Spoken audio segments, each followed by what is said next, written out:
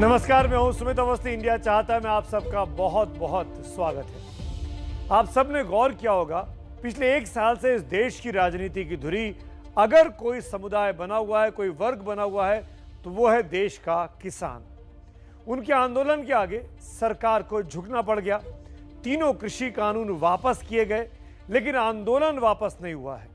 दरअसल किसान देश में आर्थिक रूप से भले ही हाशिए पर लगा दिया गया हो, लेकिन चुनावी चाशनी में उसकी मिठास हर कोई चखना चाहता है।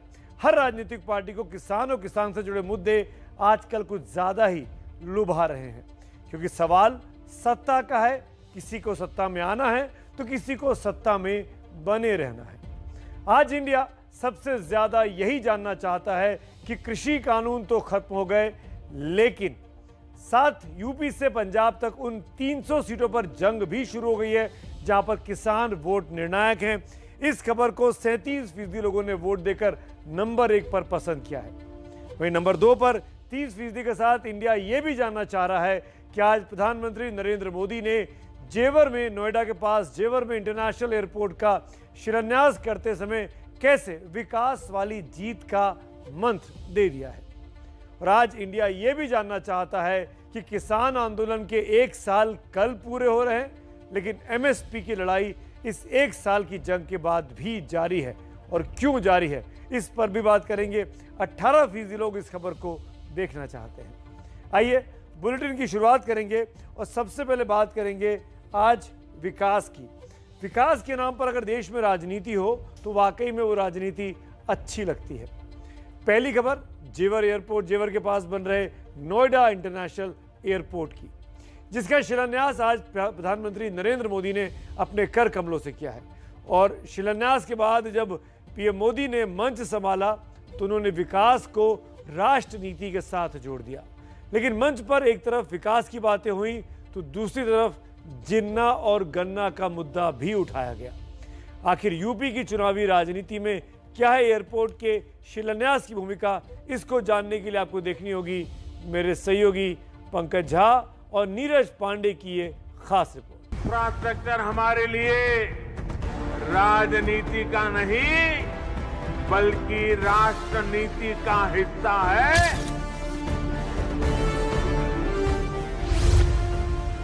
नोएडा इंटरनेशनल एयरपोर्ट कनेक्टिविटी की दृष्टि से भी एक बेहतरीन मॉडल बनेगा। पीएम मोदी ने अपनी सरकार के विकास मॉडल को राजनीति से अलग कर राष्ट्र नीति से जोड़ दिया। बताया कि कैसे आधुनिक निर्माण होगा तभी गरीबों का कल्याण होगा। लेकिन निर्माण और कल्याण का जिक्र करते हुए उन्होंने सियासी बाण भी खूब चलाए, वो भी अपने ही अलहदा अंदाज में। आजादी के इतने सालों तक तो उत्तर प्रदेश को ताने सुनने के लिए मजबूर कर दिया गया था। कभी गरीबी के ताने, कभी जात पात की राजनीति के ताने, कभी खराब सड़कों के ताने। पीएम भले ही जिक्र यूपी को मिलने वाले तानों का कर रहे थे, लेकिन सच तो ये है कि वो खुद ताना मार रहे थे। पश्चिमी यूपी की धरती से पुरानी सरकारों का माफियाओं के साथ नाता जोड़ रहे थे और लगे हाथ उज्जवल भविष्य के सपने भी दिखा रहे थे। बता रहे थे कि बीजेपी है तो विकास है। कुछ राजनीतिक दलों ने हमेशा अपने स्वार्थ को सर्वोपरि रखा है, जबकि हम राष्ट्र प्रथम, नेशन फर्स्ट की भावना पर चलते हैं। ऐसा माना जा रहा है कि किसान आंदोलन के चलते पश्चिमी यूपी में भाजपा की लोकप्रियता कम हुई है और अब जेवर एयरपोर्ट के आसरे आंदोलन से पड़े डेंट से डैमेज कंट्रोल तक का सफर तय करना चाहती है और पश्चिमी यूपी की 136 सीटों को साधना चाहती है। इन 136 सीटों को साधने के लिए ही विकास की आस में दशकों का इंतजार और डबल इंजन सरकार दोनों का जिक्र जोरदार तरीके से किया जा रहा है। आजादी के 7 दशक बाद पहली बार डबल इंजन की सरकार के प्रयासों से आज उत्तर प्रदेश देश के सबसे कनेक्टेड क्षेत्र में परिवर्तित हो रहा है। एक तरफ पीएम मोदी जनता को विकास की ऊंची उड़ान भरने के सपने दिखा रहे हैं, तो दूसरी तरफ हैं सीएम योगी, जिन्होंने आज पीएम मोदी की मौजूदगी में ही जिन्ना का जिक्र फिर से छेड़ दिया। कि देश गन्ने की मिठास को एक नई उड़ान देगा या जिन्ना के अनुयायियों से फिर दंगा करवाने की शरारत करवाएगा। योगी आदित्यनाथ ने जिन्ना के नाम की सिर्फ चिंगारी लगाई थी, लेकिन केंद्रीय मंत्री संजीव बालियान ने उस चिंगारी को थोड़ा और भड़का दिया। ये तो पहले से रहा है और कुछ लोग उसे दोबारा महामंडन में उसके लगे हैं, तो हो सकता है मुद्दा हो भी जाए। अखिलेश ही है और कौन है। राजनीति में कुछ भी, कहीं भी और कभी भी बेवजह नहीं बोला जाता। जेवर से जिन्ना का जिक्र छेड़ने के पीछे भी बीजेपी की सोची समझी रणनीति है। इसी रणनीति के तहत अखिलेश ने भी पश्चिमी यूपी में जिन्ना का जिक्र किया था। कुछ राजनीतिक दलों की स्वार्थ नीति कभी टिक नहीं सकती। प्रधानमंत्री नरेंद्र मोदी ने भारत के सबसे बड़े एयरपोर्ट का आज शिलान्यास किया है। ये वाकई में भारत के लिए और हम सब के लिए बहुत अच्छी बात है कि विकास के रास्ते खोले जा रहे हैं, सबकी भलाई के बारे में सोचा जा रहा है। लेकिन प्रधानमंत्री के उसी मंच से जिन्ना का सवाल भी उठाया गया। तो इसीलिए अब आज की इस लीड स्टोरी पर मेरी राय आपके सामने पेश है कि विकास के काम में संप्रदाय का तड़का नहीं लगना चाहिए। अगर आप इस राय से सहमत हैं तो मोबाइल नंबर 7823944001 पर मिस्ड कॉल दें, और अगर आप असहमत हैं तो मोबाइल नंबर 7823944002 पर आप मिस्ड कॉल दें। पूरे शो के दौरान आप मिस कॉल दे सकते हैं। राय आपके सामने स्क्रीन पर चल रही है। आपकी राय का हमको इंतजार है और कार्यक्रम के आखिर में नतीजे भी दिखाएंगे कि कितने लोग मेरी इस राय से सहमत हुए हैं या नहीं हुए, जो भी नतीजा आता है। तो एक बार फिर राय दोहराते हैं और फिर आगे बढ़ते हैं। मेरी राय लीड स्टोरी पर बहुत साफ है कि विकास के काम में सांप्रदायिकता का तड़का नहीं होना चाहिए। आइए आगे बढ़ते हैं। वैसे चुनाव आता है तो विकास की बातें होती हैं, तो कभी कभी लगता है कि चुनाव हमारे देश में हमेशा होते रहने चाहिए। तब आपके इलाके में विकास भी होगा, सड़कें बन जाएंगी, एक्सप्रेसवे बन जाएंगे, बहुत तेज़ी से हवाई जहाज़ के कार्यक्रम होंगे, शिलान्यास होगा, एयरपोर्ट बनेंगे, नौकरी और बेरोजगारी को दूर करने की बातें की जाएंगी, नौकरी मिलने की बातें की जाएंगी, डीजल पेट्रोल सस्ता होगा, खाने पीने का सामान सस्ता होगा, जेब में पैसे आएंगे और ये सब अर्थव्यवस्था को आगे बढ़ाएंगे। तो ऐसा लगता है काश हमारे देश में हर महीने चुनाव हो, कम से कम जनता का भला तो होगा। वैसे चुनाव आता है तो कुछ नेताओं की किस्मत भी चमक जाती है। कुछ तस्वीरें दिखाता हूं आज की इस रैली से। यूपी के उप मुख्यमंत्री हैं केशव प्रसाद मौर्य, बीजेपी के सबसे बड़े इस चुनावों के आप कह सकते हैं कि दलित चेहरे हैं। आज वो जेवर में इंटरनेशनल एयरपोर्ट के शिलान्यास के मौके पर मौजूद थे। बताया गया है कि उनको खास तौर पर इस कार्यक्रम में बुलवाया गया। प्रधानमंत्री मोदी जब मंच पर पहुंचे तो बाकी नेताओं से तो उन्होंने हाथ मिलाया, लेकिन केशव प्रसाद मौर्य के कंधे पर हाथ रखकर बात की। और बात यही खत्म नहीं हुई। शिलान्यास से पहले जब मंच से औपचारिकताएं पूरी की जा रही थी, तब लगभग 4 मिनट तक पीएम मोदी और केशव प्रसाद मौर्य आपस में बातचीत करते दिखाई दे। पीएम के एक तरफ केशव मौर्य थे और दूसरी तरफ मुख्यमंत्री योगी आदित्यनाथ, लेकिन वो 4 मिनट पीएम ने पूरी तरीके से कंसंट्रेट होकर केशव मौर्य के साथ बातें की। वो तस्वीरें आपके सामने स्क्रीन पर हैं, आप देखिए। तो यहां मंच पर सिर्फ पश्चिमी यूपी के ही नेता दिखाई दे रहे थे। अगर आप ज्योतिरादित्य सिंधिया को छोड़ दें जो कि नागरिक उड्डयन मंत्री हैं, जितने नेता भाजपा के दिखे वो ज्यादातर पश्चिमी यूपी के दिखते हैं। लेकिन केशव मौर्य पूरब से आते हैं, इलाहाबाद से आते हैं, उनको इस मंच पर बुलाया गया। केंद्रीय मंत्री संजीव बालियान हो, एसपी बघेल हो, स्थानीय विधायक हो, स्थानीय और विधायक हो, वो सब लोग पश्चिमी यूपी के थे। अब अगर केशव प्रसाद मौर्य को उप मुख्यमंत्री की हैसियत से इस कार्यक्रम में बुलाया गया था, तो सवाल ये खड़ा होता है कि जो दूसरे डिप्टी सीएम हैं दिनेश शर्मा, उनको क्यों नहीं बुलाया गया।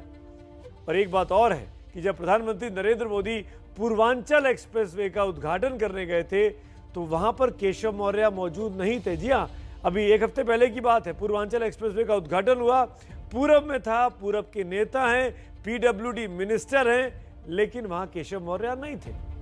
तो सवाल है कि क्या ये सब इसलिए किया जा रहा है कि एक बैलेंसिंग एक्ट किया जाए।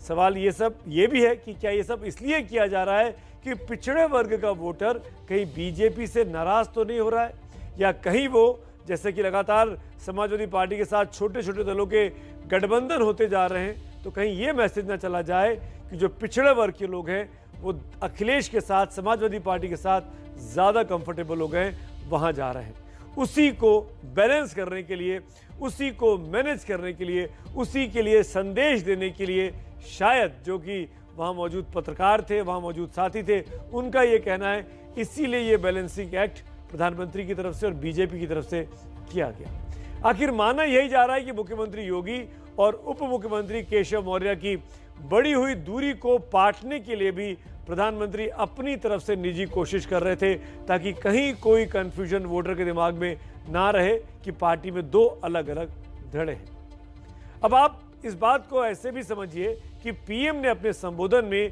केशव मौर्य को अपना पुराना साथी बताया, और इस तरह के शब्द का इस्तेमाल, एडजेक्टिव का इस्तेमाल और किसी नेता के लिए उन्होंने नहीं किया। उत्तर प्रदेश के लोकप्रिय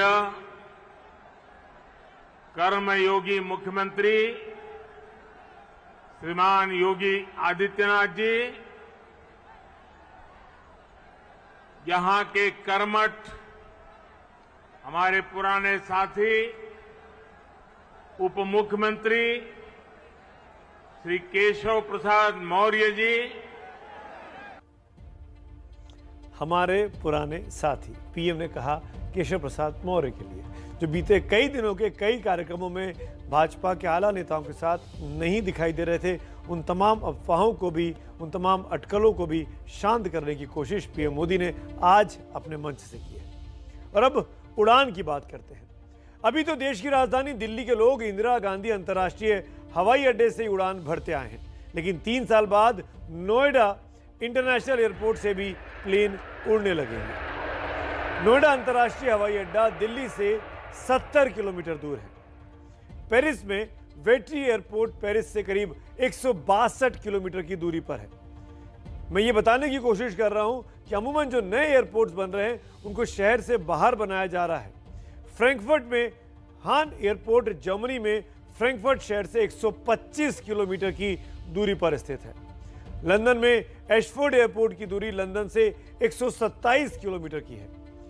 मेमिंगन एयरपोर्ट की दूरी म्यूनिख से 116 किलोमीटर है।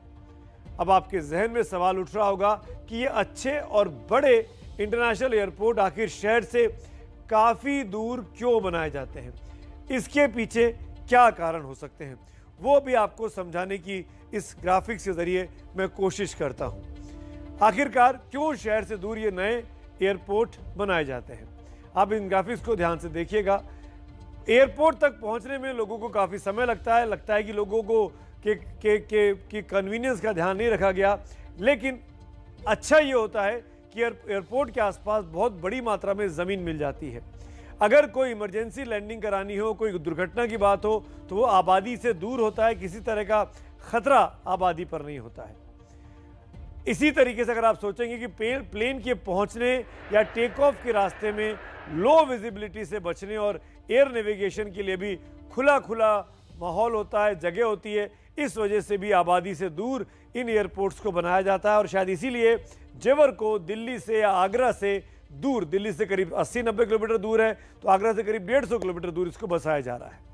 किसी एयरपोर्ट पर और ज़्यादा रनवे बनाना पड़े, नहीं आगे जाकर एयरपोर्ट का एक्सपेंशन करना पड़े, तो उसके लिए भी ज़मीन की ज़रूरत होगी।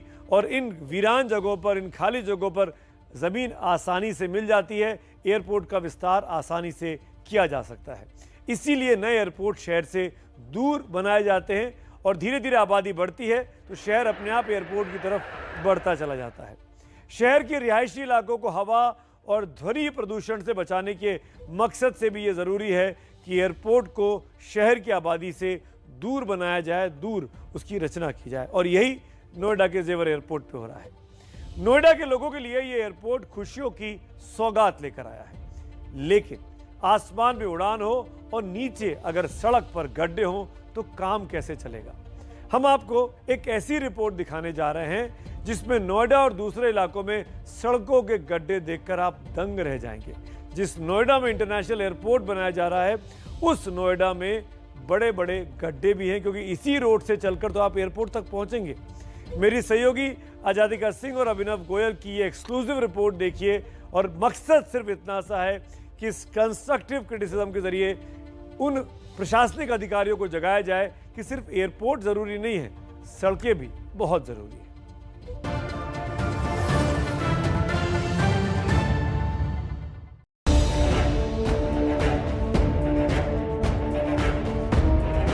एक तरफ ऊंची उड़ान की तैयारी,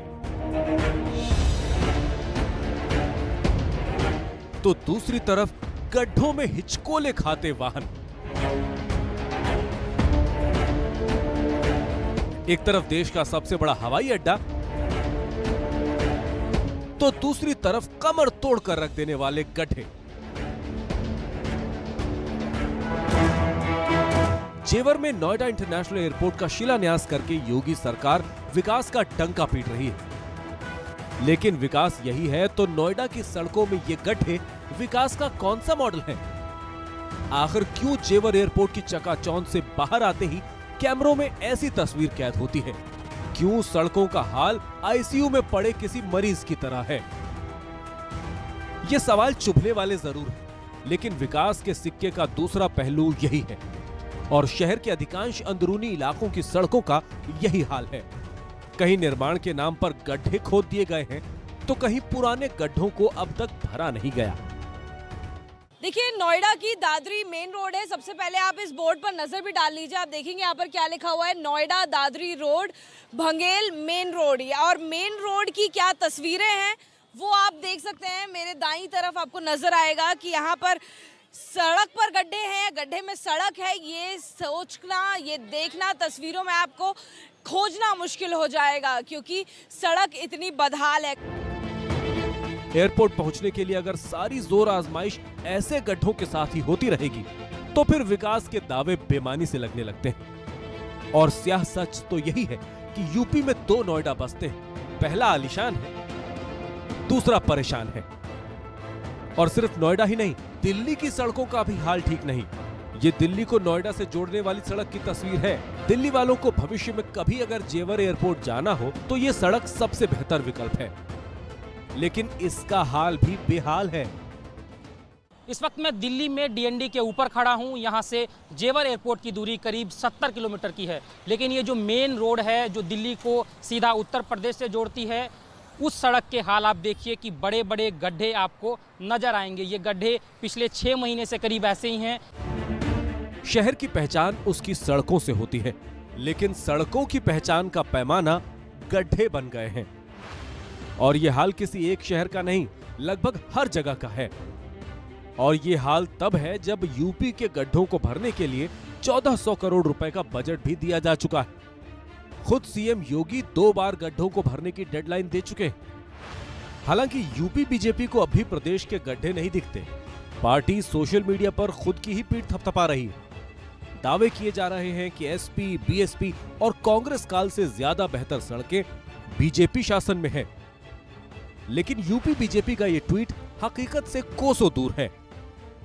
उत्तर प्रदेश की रोडों का इतना बुरा हाल है, कानपुर से लखनऊ या कहीं पे भी पूरे उत्तर प्रदेश में रोड पे गड्ढे ही गड्ढे हैं। हम ये जानना चाहते हैं कि मोदी जी शिलान्यास ही करते रहेंगे योगी जी, या किसी प्रोजेक्ट का उद्घाटन भी करेंगे?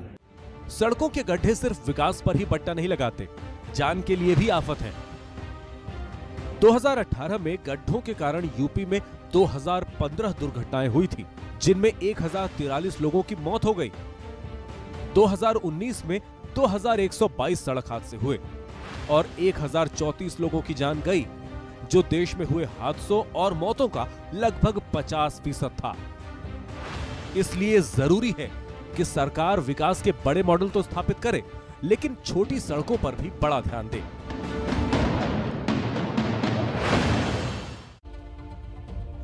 तो प्रधानमंत्री नरेंद्र मोदी इधर लगातार यूपी में विकास के काम को हरी झंडी दिखा रहे हैं।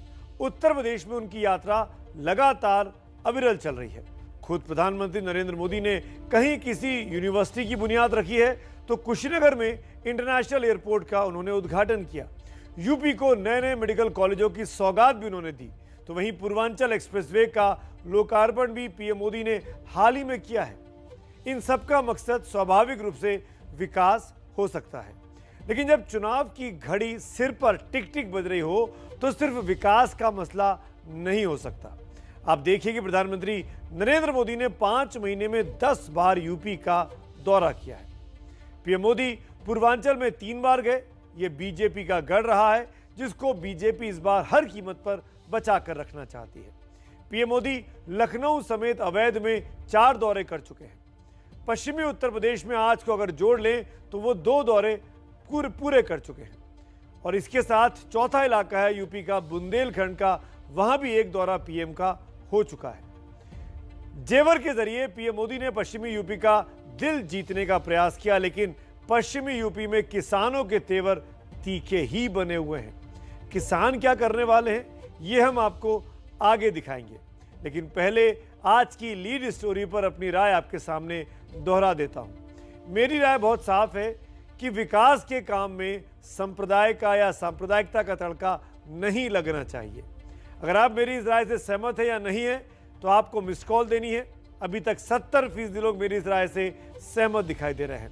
सहमत हैं तो नंबर नोट करिए 7823944001, इस पर आपको मिस कॉल देनी है। और अगर आप असहमत हैं तो 7823944002, इस नंबर पर आप मिस कॉल दीजिए। मेरी राय बहुत साफ है कि विकास के काम में संप्रदाय का तड़का नहीं लगना चाहिए। पीएम अगर जेवर एयरपोर्ट का उद्घाटन कर रहे थे तो वहां पे जिन्ना गन्ना की बात नहीं होनी चाहिए थी। इस राय से अगर आप सहमत हैं तो मोबाइल नंबर 7823944001 पर मिस कॉल दें, और अगर असहमत है तो 7823944002 पर मिस कॉल दें।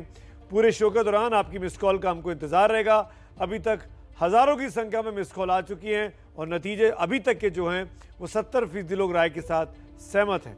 कार्यक्रम के आखिर में कुल नतीजे भी आपको जरूर दिखाएंगे। और आइए अब बात करते हैं किसान आंदोलन की।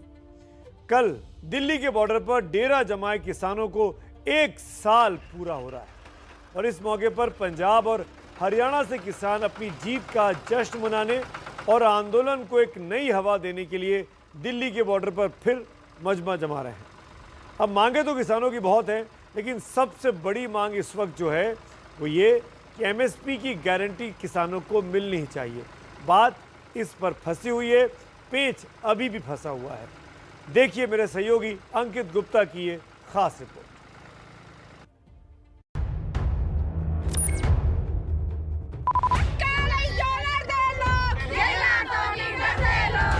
ट्रेनें भर भर के, ट्रालियां भर भर के, गाड़ियां भर भर के, जिसी तरह कोई आ सकता है वो आ रहे हैं। नौजवानों में पूरा जोश है। पंजाब से, हरियाणा से, जत्थे के जत्थे निकल चुके हैं। मंजिल है दिल्ली का बॉर्डर।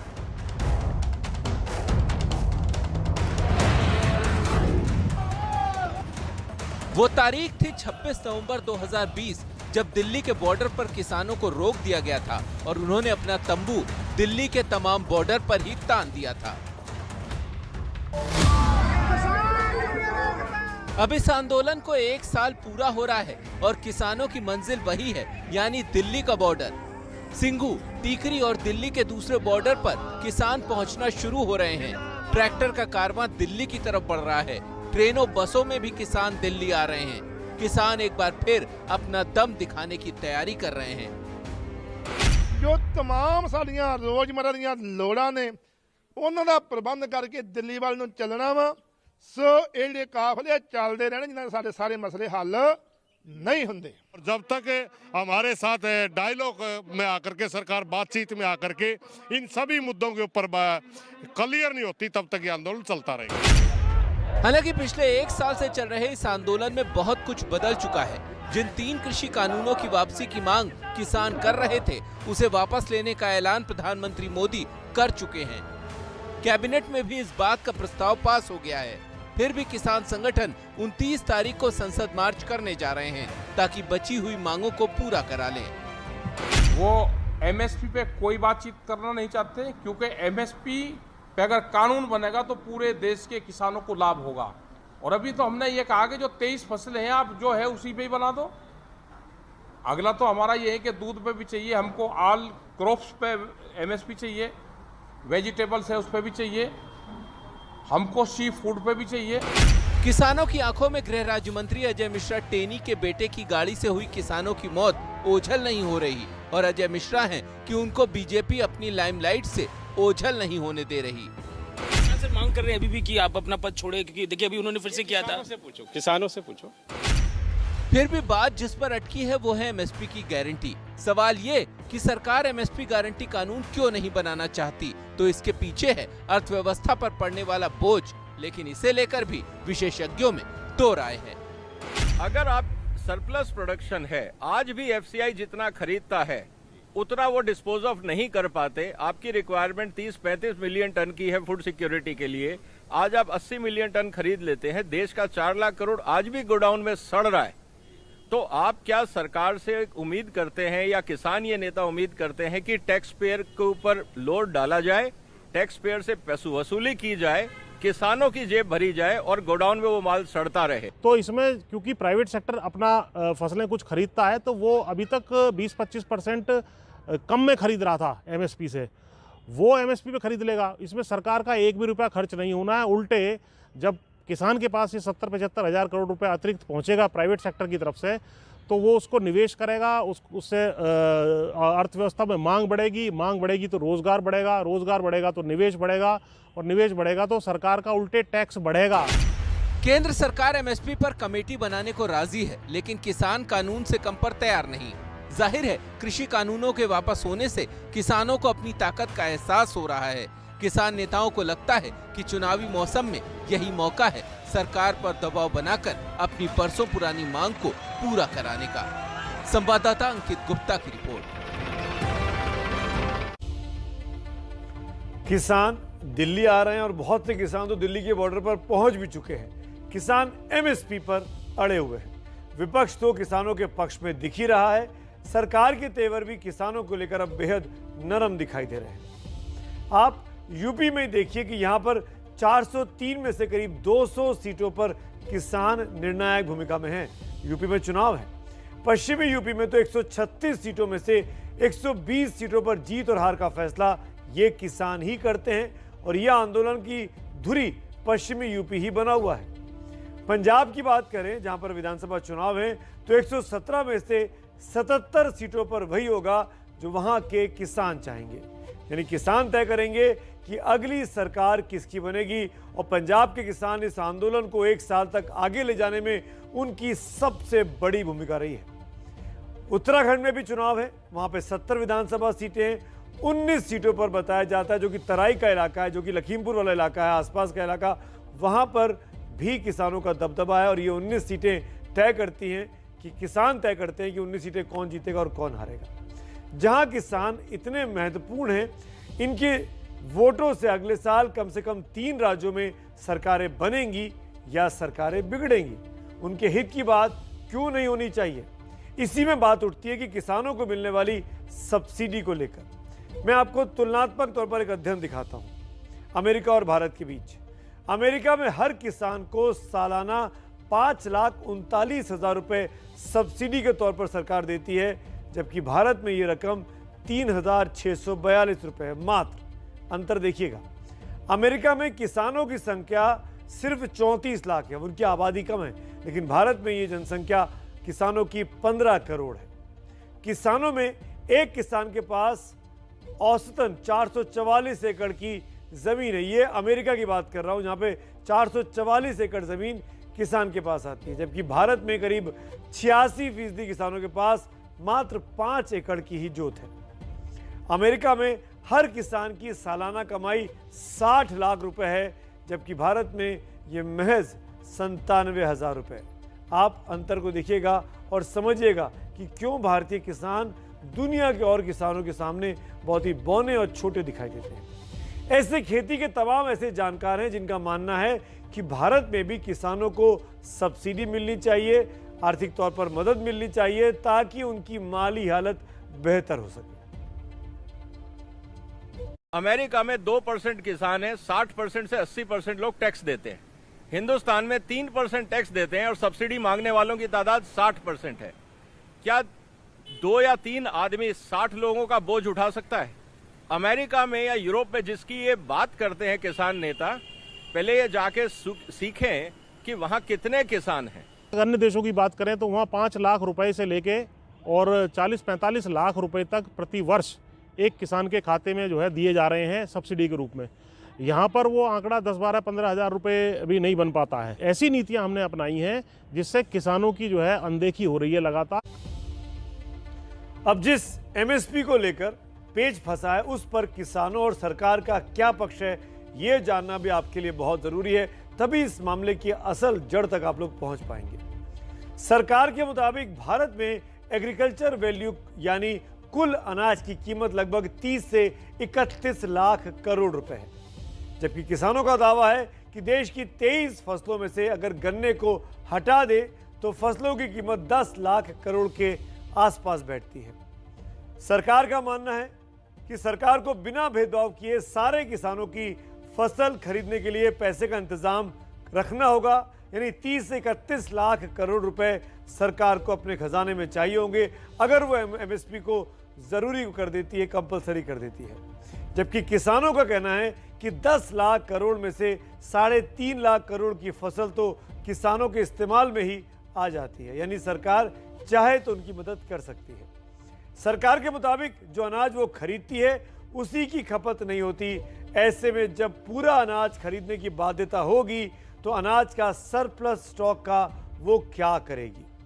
किसानों का कहना है कि 6,50,000 करोड़ के अनाज में 3 लाख करोड़ का अनाज तो सरकार वैसे ही खरीदती है, गारंटी की बात भी उतनी ही खरीद उसको करनी होगी। वैसे नुकसान इन दिनों कांग्रेस के खेमे में भी बहुत दिखाई दे रहा है। किसान का तो हो ही रहा है, मैं राजनीतिक खबर की ओर आ गया हूं। मेघालय में कांग्रेस को बड़ा झटका लगा है। इस बार यह झटका बीजेपी ने नहीं दिया जो कि कांग्रेस मुक्त भारत का नारा देती है, बल्कि कांग्रेस की पुरानी सहयोगी ममता बनर्जी ने दिया है। कांग्रेस के 17 में से 12 विधायक टीएमसी में शामिल हो गए हैं। हालांकि पिछले कुछ दिनों में कांग्रेस के कई बड़े नेता टीएमसी का दामन थाम चुके हैं। दरअसल बंगाल की मुख्यमंत्री ममता बनर्जी 2024 के लोकसभा चुनावों के मद्देनजर राष्ट्रीय राजनीति में अपना दखल बढ़ा रही हैं, तो दूसरी तरफ कमजोर होती कांग्रेस के कई नेता ममता की पार्टी में अपना राजनीतिक भविष्य अचानक देखने लगे हैं। देखिए एबीपी न्यूज के संवाददाता आशीष कुमार सिंह की यह एक्सक्लूसिव रिपोर्ट।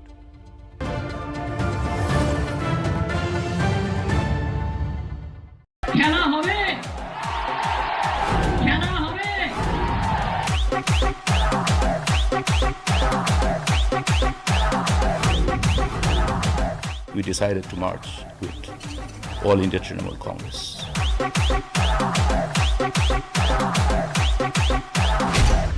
बंगाल के बाद ये ममता बनर्जी का खेला होबे पार्ट 2 है, लेकिन इस बार उनके निशाने पर बीजेपी नहीं बल्कि कांग्रेस है। अब मेघालय कांग्रेस में ममता ने की है surgical strike. The pulse of the people today say that yes, there is a need for a strong pan-India alternative as a political party. And this is based on the perception that the Indian National Congress is failing to really respond to its call of duty as a main opposition party. ममता की इस strike का नतीजा ये हुआ कि मेघालय में कांग्रेस प्रमुख विपक्षी दल से तीसरे नंबर की पार्टी बन गई और तृणमूल कांग्रेस मुख्य विपक्ष हो गई। मुकुल संगमा के साथ कांग्रेस के 17 में से 12 विधायकों ने पार्टी छोड़ दी और तृणमूल में शामिल हो गए। गोवा, यूपी, बिहार, असम के बाद मेघालय में कांग्रेस को जोर का झटका धीरे से देने वाली ममता ने इस बार दिल्ली में सोनिया से मुलाकात भी नहीं की। तो क्या ये विपक्ष की जगह भरने की ममता की कोशिश का अंजाम है? दीदी, पिछली बार आप आई थी तो आपकी मुलाकात सोनिया गांधी, राहुल गांधी जी से हुई थी। मैंने तो बोल दिया ना Why you are asking me only one question? इस वक्त मुलाकात नहीं होगी कि हर टाइम मुलाकात होने का कोई बात है क्या? ये कोई मैंडेटरी है? ये कोई कॉन्स्टिट्यूशनल प्रोविजन है? दरअसल बंगाल विधानसभा चुनाव में जीत के बाद ममता बनर्जी अब राष्ट्रीय राजनीति में अपना रास्ता तैयार करने में लगी हैं। प्रशांत किशोर इसकी रणनीति तैयार कर रहे हैं। इस रणनीति के तहत तृणमूल कांग्रेस का संगठन ज्यादा से ज्यादा राज्यों में पहुंचाना है, दूसरी पार्टियों के बड़े स्थानीय नेताओं को अपनी पार्टी में लाना है, कांग्रेस के अलावा विपक्ष की दूसरी पार्टियों को साथ लाकर मोर्चा तैयार करना और कांग्रेस की जगह देश की प्रमुख विपक्षी पार्टी बनना और 2024 चुनाव में प्रधानमंत्री पद पर दावा ठोकना। बिहार से कीर्ति आजाद, असम से सुष्मिता देव, गोवा से लुजिनो फेलेरो, उत्तर प्रदेश से ललितेश त्रिपाठी, हरियाणा से अशोक तंवर और मेघालय से मुकुल संगमा, ये सभी कांग्रेस के चेहरे अब ममता की पार्टी का हिस्सा हैं। इनमें से कुछ तो गांधी परिवार के काफी करीबी भी रहे, लेकिन रिश्तों से ज्यादा सियासी भविष्य की चिंता अब इन्हें ममता के खेमे में ले गई है। सवाल ये है कि आखिर कांग्रेस के ये नेता ममता का रुख क्यों कर रहे हैं? राजनीतिक दल से जिन लोगों को उम्मीद का दामन छूट जाता है, चुनाव का टिकट नहीं मिलता है, वो दल बदलते हैं और दूसरे दल में जाके वो बहुत ज्यादा कामयाब नहीं होते हैं और फिर घर वापसी का दौर होता है, जो हमने बंगाल में खुद देखा कि बड़ी संख्या में ममता बनर्जी के लोग पार्टी छोड़ के भाजपा में गए और फिर वो तृणमूल में शामिल हुए। दूसरी तरफ कांग्रेस नेतृत्व इस बड़े खतरे को या तो समझ नहीं पा रहा या फिर समझकर भी कुछ कर नहीं पा रहा है। हालांकि कांग्रेस की तिलमिलाहट साफ नजर आती है। 20 अगस्त सोनिया गांधी जी की अगुवाई में विपक्ष की दलों को जो मीटिंग हुई थी, 16 दिन बाद उनके भतीजे को ईडी दफ्तर में बुलाई गई, 9 घंटे की उनको एग्जामिन किया गया, तफ्तीश की गई, साथ साथ मोदी जी के दफ्तर में आना जाना बढ़ गई, मोदी जी को खुशी करने की कवायद शुरू हो गई। बात यही है, अपने भतीजे को, टीएमसी पार्टी को, कद्दावर नेता को जो चोरी किए हैं, घोटाला किया, बचाना के। तो जब से खास तौर पे 14 के बाद सरकार गई, जमीन पर लड़ने वाले लोग बचे नहीं और जो है उनको मारा जा रहा है लगातार, और ड्राइंग रूम से पूरा सिस्टम चलाने की कोशिश है। ममता दीदी के अलावा मुझे नहीं लगता कि कोई और विकल्प सामने है जो भारतीय जनता पार्टी और उसके नेतृत्व को शिकस्त दे सके। कांग्रेस मुक्त भारत। एक तरफ बीजेपी कांग्रेस मुक्त भारत का नारा दे रही है, तो दूसरी तरफ ममता कांग्रेस के खेमे में सेंध लगा रही है। संसद से लेकर सड़क तक तृणमूल कांग्रेस अब सिर्फ बंगाल के मुद्दों तक सीमित नहीं है। ऐसे में अब अपना टूटता घर बचाना और ममता प्रशांत किशोर की रणनीति का तोड़ निकालना कांग्रेस नेतृत्व के सामने बड़ी चुनौती है। संवाददाता आशीष कुमार सिंह की रिपोर्ट। दरअसल पश्चिम बंगाल में शानदार विधानसभा जीत के बाद अब ये माना जा रहा है कि ममता दीदी अब उनकी नजर दिल्ली के तख्त पर आकर टिक गई है। उनके मिशन दिल्ली से तो लगता ही है कि वो चाहती हैं कि 2024 का चुनाव मोदी वर्सेस ममता के बीच हो, लेकिन ये पाने के लिए ये जो रास्ता है वो सोनिया वर्सेस ममता से होकर गुजरता है। इसीलिए ममता कांग्रेस को तोड़ रही हैं, ममता को कांग्रेस के लोग पसंद आ रहे हैं। और अब इसी बात के साथ बात करेंगे एक खास अपील की, रोज की तरह। कोरोना से बचने के लिए अब भी जरूरी है कि आप मास्क पहनिए। एबीपी न्यूज़ आपके लिए #मास्कअपइंडिया नाम की मुहिम चला रहा है और सिर्फ मकसद ये है कि आपको जागरूक बनाएं, आपसे कहें कि आप मास्क पहने, मास्क पहनकर अपनी सेल्फी हमको भेजें और जो लोग तस्वीरें हमको भेजते हैं वो तस्वीरें हम देशवासियों को दिखाते हैं ताकि इन तस्वीरों को देखकर बाकी लोग भी प्रेरित हो सकें, प्रेरणा ले सकें और वो भी मास्क पहनना शुरू कर दें। इनाम समझिए इसको, हमारी तरफ से आपका सम्मान समझिए कि आपकी तस्वीरें हम हजारों हजार करोड़ों दर्शकों तक पहुंचाते हैं। फिलहाल वक्त हो चला ब्रेक का, लेकिन ब्रेक पर जाने से पहले आज की लीड स्टोरी पर अपनी राय एक बार फिर बताता हूं और मेरी राय बहुत साफ है। जो आज जेवर एयरपोर्ट का पीएम ने शिलान्यास किया, विकास के काम में संप्रदाय का तड़का नहीं लगना चाहिए।